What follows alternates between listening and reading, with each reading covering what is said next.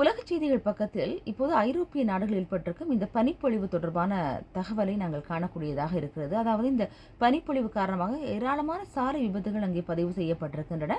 Germany நாட்டில் கடும் பனிப்பொழிவு நிலவுகிறதாம். பனிப்பொழிவில் அதிகமாக வாகன விபத்துகள் அங்கே இடம்பெற்றுக் கொண்டிருக்கின்றன, பதிவாகி கொண்டிருக்கின்றன. அந்த வகையில் நேற்றைய தினத்தை எடுத்துக்கொண்டால் மாஷ்பில் லெஷ்னா சாலையில் ஒரு வாகன விபத்து நேற்றைய நாள் இடம்பெற்றிருக்கிறது.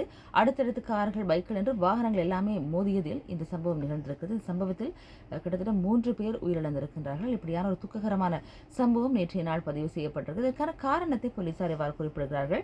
இந்த பனிப்பொழிவு காரணமாக வெளிச்சமின்மை, பனிப்பொழிவால் சாலையில் பிரேக் செயற்படாமல் சாலை வழுக்கிக் கொண்டு சென்றதால் இந்த விபத்து நிகழ்ந்திருக்கலாம் என்று போலீசார் தெரிவித்திருக்கிறார்கள். இது தொடர்பான விசாரணைகளும் இப்போது இடம்பெற்று வருவதான ஒரு தகவல் இன்றைய உலக செய்திகள் பக்கத்தில் இடம் பிடித்திருக்கிறது.